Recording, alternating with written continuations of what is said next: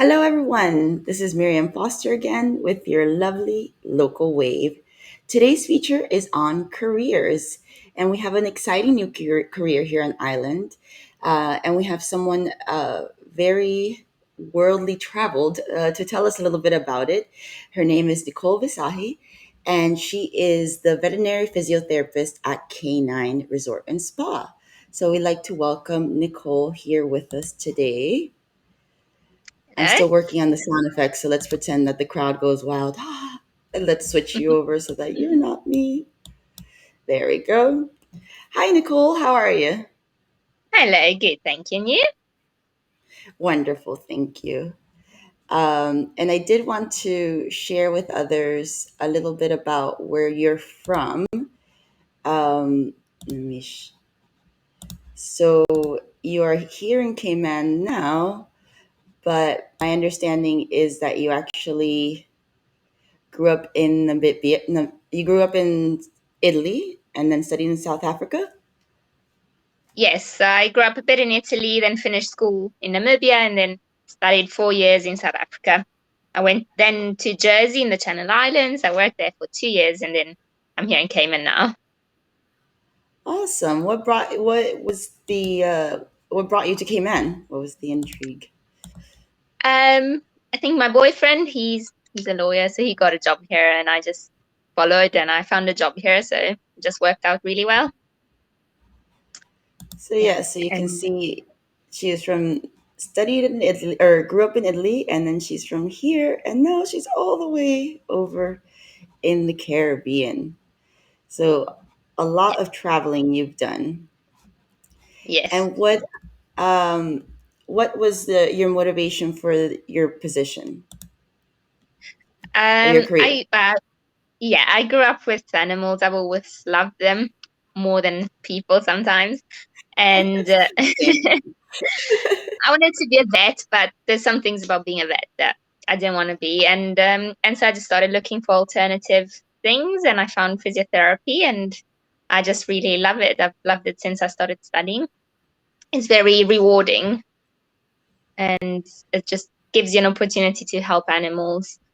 Um, and yeah, make a real difference in their life.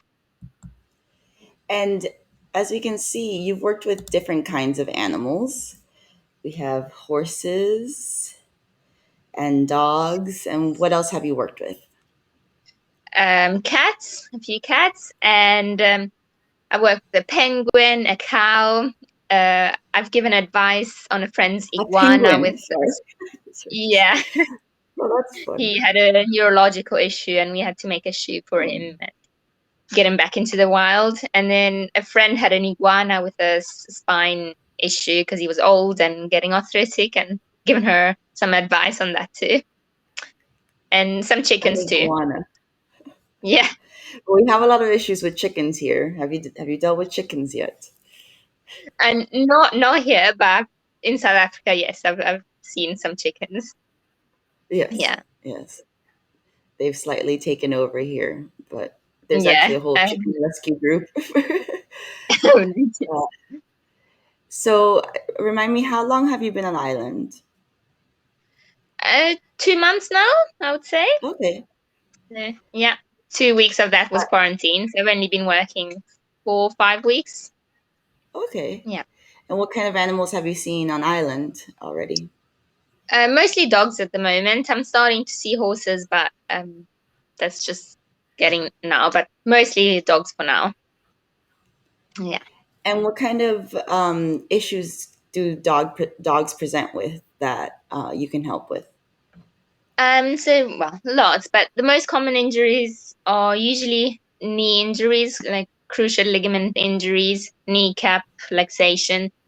And I've seen here in Cayman, which I didn't see back at home, was lots of um, accident, like hip surgery due to car accidents and lots of fractures. And so I just rehabilitate all of that. And then muscle tendon injuries, some old arthritic dogs that struggle to walk, you just help to relieve a bit of that pain, get them a little bit stronger so that they can live a bit longer and more comfortably. and yeah, and lots of neurological, like spinal issues and nerve damage and those kind of injuries. And sometimes also just dogs that are like athletes, agility dogs, obedient dogs that just need some fitness programs or just some conditioning, strengthening of muscle specific exercises and all of that. Oh, that's a lot of different types of issues that you can help with. And if someone was interested in pursuing your career, what is it that they would have to do? Well, there's two ways to study this. You can either, the way I did it was just to study, I studied 4 years as a veterinary physiotherapist. I went directly into animals and I studied for dogs, horses, and cats. And otherwise, you can do the human physiotherapy course first, which it's 3 to 4 years, depending on where you are, and then do a master's in veterinary physiotherapy. And but yeah, you need to be very passionate, I think, about animals and about anatomy, the medical world, because it's not an easy degree to study if you are not that invested in it. Yeah. Okay. Wow, I didn't realize that there was so much involved with it. So, how many years in total? For me, it was four. So Oh, typically, it's four. I think a human physiotherapy degree is 3 to 4 years, and then if you want to add the masters, it's 1 to 2 years. So it can vary 4 to 6 years if you go the longer route, but short route is 4 years. great. And any programs that you recommend worldwide? Programs like in school, Mm-hmm. yeah. Well, I think you have to have biology and the maths. Right, but any schools are very well known for their veterinary physiotherapy program. Or I the don't school think that there's you any. went? No, there's not. No, I don't think there's So, any programs like I think in England they do like animal science, animal management. I think you can go into that, and it just helps you when you go studying. If you know how to deal and handle animals, it helps you a lot with the course. okay, fantastic. So, anything that you would like to let the community know, how they can access you, or what are the different things that they can definitely come to you for? Well, if so, any dogs with any injuries, if they've just had surgery, if they're just old and arthritic or in pain, if they've got an undiagnosed lameness, um, if they just want a checkup, if they're agility dogs, if they want to strengthen, or if they're really stiff, they're all patients that can come. And canine, I mean, I think everybody knows where canine is, so that's probably the easiest way to contact me, Well, even if just you for don't know where Canine is, questions. it's located right behind. It's on Dorsey Drive, right? Or am I trying to McClendon remember? Drive, McClendon Drive. Yes, it's yeah, right by the behind by Refuel, right? The gas yeah, station. yeah, Yes. So yes. it is right there, right near Price Right Foster's at the airport. You can go Hmm. say hello to Nicole, and you can also get your dog groomed and get your dog boarded as well. Lots of different Yeah, services available for pets, and I know that they're involved with the Humane Society as well. They often take animals there for the week or for the weekend to pamper them a bit and give them a break from shelter life. yeah. So that's Some of good. them, yeah, some of them have had some physio too from the Humane Society. I've been there Oh, to give them some great! physio. Oh, Yeah, that's awesome. I'm glad you're being able to extend your services to those guys because it's not fun the life they're living, trapped in no, cages. yeah. Yes. So, any advice for anybody with pets or anything that you recommend that maybe we should be doing as owners with our animals to prevent pet injuries and things like that?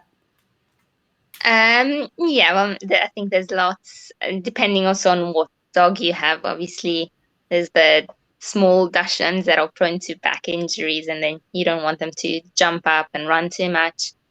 I think we tend to exercise dogs too early, so that's an advice I can give. When they're a puppy, they should do 5 minutes of walking per month. So when they're 1 month old, 5 minutes, 2 months old, 10 minutes. And yeah, I think just keep an eye on them. And if they're a bit, if you see that they're different, then I would recommend getting them checked out by a vet or physio. Great. So definitely you advise that if you're seeing any issues that to try to get them to you as soon as possible so that they don't develop any other coping strategies that then end up messing things up worse, correct? Exactly. I think prevention is always better than cure. Yes. Yeah. Well, wonderful, Nicole. It was great to get to know you. I know it took us a little while to Yeah. get started, but Yeah. hopefully we can check in with you after a few Yeah. months, and maybe you can give us different tips of things as you're seeing more and more pets come through that maybe Yeah. we can make sure that we prevent in our homes. Yeah. And then if you do end up working with youth or anybody that is passionate, it would be great to highlight that as well. Because I Yeah. know that in Cayman, we're always looking for new careers and new things to do that are a little bit different than bank tellers, which is, I think, what everyone Yeah. was programmed to do. But there are a lot of passionate people for animals on island. So I think it's great that K9 has decided to invest in creating this resource, and hopefully people maximize its use. So thank you so much, Nicole. Any final words Thank you'd like to you. say? No, well, I wouldn't say that. I mean, if there are young girls and boys that are interested in the career, I'm sure that they can come and um, to K9 and follow me, do some internship and all of that. Yeah, that would be fantastic because we are definitely lacking a bit of varied internships. So I think this would be Yeah, a great opportunity. yeah. Hmm. Wonderful. Well, thank you so much again, Nicole. Thank you so Thank much for your you. time. I know you have to run, Yeah, but have a fantastic rest of your day and we'll talk soon. thank you. And And you remember, you too. can find Nicole at K9 Resort and Spa. So go check her out there and say hello. Have a great one, everyone. This was your lovely local wave.